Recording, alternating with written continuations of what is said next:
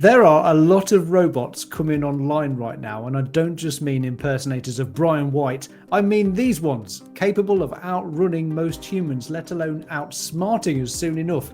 Should we be concerned? Are robots simply the expected result of human evolution? Let's get smarter with Futuraza, which almost rhymes. Hello, Brian. How are Thank you? you. It's wonderful to be here. I'm doing great. Robots, man. Yeah, let's warm you up with some dystopian thoughts of robots then. Yeah. I'm not sure how many people are paying attention to today's variety of humanoid robots, but I can't help but be both hopeful as they have the potential to be extremely useful in so many ways, which hopefully we'll touch on in a minute. But if I'm really honest, I'm equally concerned about humans being able to keep control of AI and robots, plus them being used to fight wars without an ounce of empathy, for example, or be controlled by overreaching tyrannical governments who would rather keep their societies under control. So, how do you really feel about the emergence of AI and robots? And, what are your concerns for the future? I am cautiously optimistic, but more cautious than optimistic. Like you said, of course, there are over 100 companies developing humanoid robots. But we already have robots that can kill and do kill. We just don't see them. They're not everywhere. They're only in some places. There are drones that can run themselves, drones that have been trained to make decisions. I don't know if those have been deployed yet, but they exist and they will be deployed at some point. It's only a question of when the AI gets good enough or bad enough, I guess, by one metric. So should we be worried about AI? Yes, I think so. When you look at what it's trained on humans, and humans have a history of warfare, a history of destruction, a history of harming one another. If that's what it's trained on, that's what it does. You look at AI chatbots. Microsoft had their Tay, Meta had one, I don't remember the name. And within days, both of them had to be shut down because they started spouting literal hate speech immediately. And if that's what, if they're trained on the worst of society, that's what they'll be. Yeah, it's unfortunate, but it's a very real possibility. And the question is, do we have the safeguards? Robots, I'm less worried about because AI, if it's put in charge of things, can be everything. Would it one day decide I'm going to make all the cars, the traffic lights line up in such a way that everyone crashes? I don't think so. And I think humans would notice that really quickly and the fatalities would be very limited and it would result in all of them being shut off. The question is everybody going to put safeguards in? Years ago, Elon and others said, we need AI safeguards. We need a framework that everyone will adhere to. And the idea was immediately abandoned because they realized only the ethical players would adhere to it and no one else would. It only takes one government, it only takes one research group. And really, if you look at the pace of technological innovation, this sort of thing, you now have high school projects where they develop large language models. If high school students in a team are already doing this, developing sophisticated AI models, what is it going to look like for even one crazy individual 10 years from now? Certainly 20 or 30. We're going to need some guardrails, and I don't know where they go.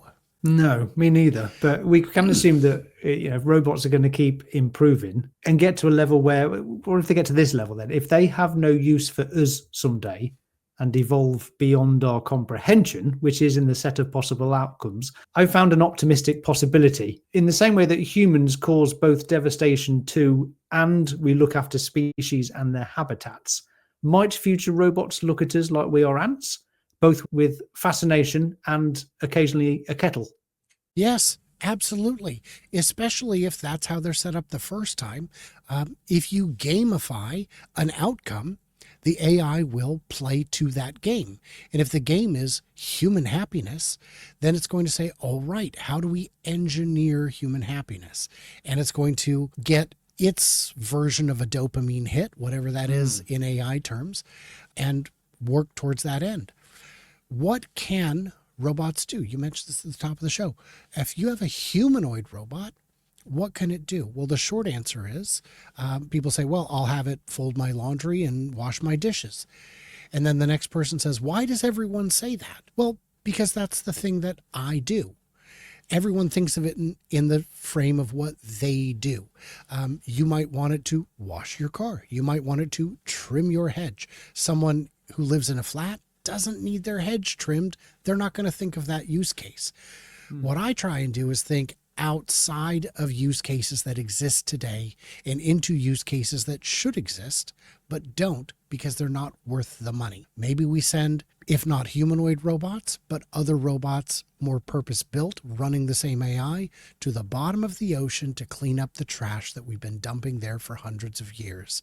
Wouldn't it be great if when you went to the bottom of the ocean, you didn't see empty pop bottles and crisps bags? All those things are impossible today. Certainly not cost effective. Much too dangerous. What about in that one neighborhood where the poor folks who have drug addiction are? There's a bunch of needles out there. I wouldn't even think of paying someone to go clean it up because it's too hazardous. But a bot, they're not worried. You can't poke a bot. They are immune to human viruses and diseases. So that's something they could clean up. They could do that. They could manage it.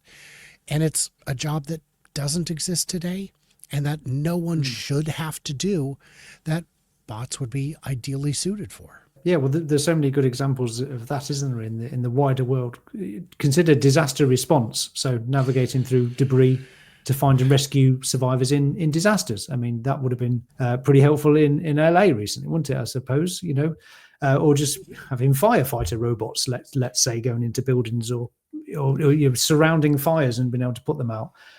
If you burn up firefighter robots, it's unfortunate, but no one's going to cry. It's okay. You didn't hurt anybody. You didn't kill anybody. Robots can't feel death. They still exist in the cloud. They are copies of each other. It's not the same kind of concern. And one thing Dr. Scott Walter shared with me was, Brian, you're thinking too much about the humanoid and not enough about the AI you can put into the same kind of situation in a different shape. Why not something that's a snake or a rat or a cat? Something that can actually get through the rubble to find the people. We have robots like that today, but they're very expensive, they're very slow, and they require a human operator. Instead, wouldn't it be great to just open a case and 100 of these little drones go out and autonomously search for survivors? Determine the health of them. Is this person, do they need water? Are they pinned? What do we do? And they can tell exact location. So it's not just humanoid because it's the same processing power either way. How we're going to reach this this level of useful humanoid robots, though, is all through the same system that Teslas are driving today, isn't it? It's full self-driving. Will just be applied to full self-walking for robots, I suppose. It's just the same cameras, it's the same neural nets. It's not going to be much of a leap to suddenly be, in Elon's recent words, I can't remember how many he was aiming to build. Was it this year? Was it 1,000 by the end of this year? 10x in that by next year? 10x in that again? If we've got fleets of these humanoid robots, the value that they could add is tremendous. But it's equally terrifying to realize that other companies are working on this too. They perhaps won't have the same morals or safeguards that Elon is going to have in TeslaBot. So it is a bit concerning. There's no other way to look at it, is there? Apart from we really don't know the outcome of this. And when you've got the world's smartest people that I occasionally listen to, Lex Friedman's podcast, for example, where we're listening to roboticists and just people in this field, it's hard to just come down solidly on this is going to be all good, because we just don't know. Do we? I mean, we could put as many kill switches as we like on these robots, but if they get into the wrong hands, if we've suddenly got a situation where far left extremist environmentalists suddenly declare that humans are the problem on this planet, and they are the ones to program the robots to carry out Operation Clear Humans of Earth. I mean, this could go wrong from any angle, couldn't it? From any group of people if they get control over AI and robots. And I think that's the terrifying thing for me. It's like, are we really going to have control over this? That is the terrifying thing. You hit it exactly. It doesn't matter what the group is or what their objective is. If it is malicious, how hard is it to completely wipe the OS off of a robot and give it all new directives? I don't know. malicious with good hopefully, intent as well is the problem, isn't well, it? it doesn't matter if it's malicious, it's malicious, and the robot certainly won't know the difference because that's not their job. They don't have that instinct. They don't have remorse. Well, we would put a remorse chip in. My friend, you can circumvent anything, given enough time and effort and willpower. Today's robots, like I said, there's over 100 companies working on it. There are some companies that are already shipping humanoid robots. What they're not shipping is humanoid robots that are worth a damn. Because if I gave you a supercomputer that had 100 times the power of the computer today, but no operating system, that would be useless to you. And that's what you're getting is a robot that's basically a development kit for you to figure out how to make it work. That's great. That's a good first step. It's a hardware demonstration more than anything. But yeah, I don't know the answer to, and I don't know if anyone knows the answer to, how do you prevent Skynet? That's it. That's the main question there. So I guess we'll end there. Dear viewers, what are your views about the unstoppable advancements into humanoid robots and AI? Are you concerned? Do you see nothing but benefits? Get involved in the comments below. Thank you, Brian. Check out Futuraza if you haven't already, a universal wealth of knowledge about all things Tesla. I'm Will. This is the Tesla Jigsaw. Thank you, Patrons. Thank you for watching. Bye for now. I'm honestly genuinely concerned when I think about this quietly. How I'm do you more than stop concerned. it? How do you Exactly. stop it? There's no Because stopping it. let's say the odds are 0.1%. Great. So you're saying it's going to happen. Because, given enough time. That's the time thing, isn't it? If you just roll out thousands of years, where do you think we're going to be? What if this is the truth as well? Because this plays on my mind. What if we What really if are this is how all civilizations die? Yes. Well, not there's nuclear that, war, yeah. not disease or famine, not resource exploitation, but at the hands of their own robots. So what do you think of this then? What if we are the sex organs to the machine world?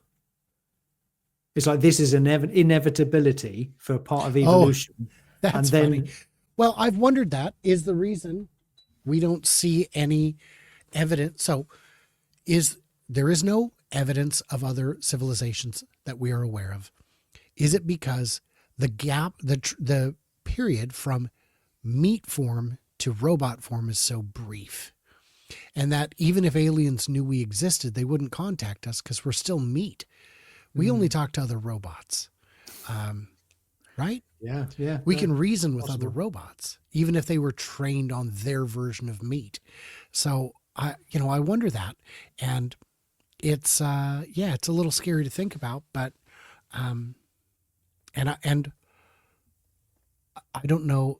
There's a channel on YouTube, a young guy named Michael Reeves. Anyway, he loves to make dumb gadgets. So he actually bought a Boston Dynamics dog and programmed it to pee beer into a Solo cup. And he's got the coding skills to do that. Well, another time he thought, it would be funny. I should make a robot, and he programmed it on a Raspberry Pi that recognizes faces and just shines a laser pointer in your eyes. Got it. Got me again. Wow. And I watched this video and I was like, oh my God, we don't stand a chance. No. If there was a Terminator style uprising, we don't stand a chance. We're so fragile.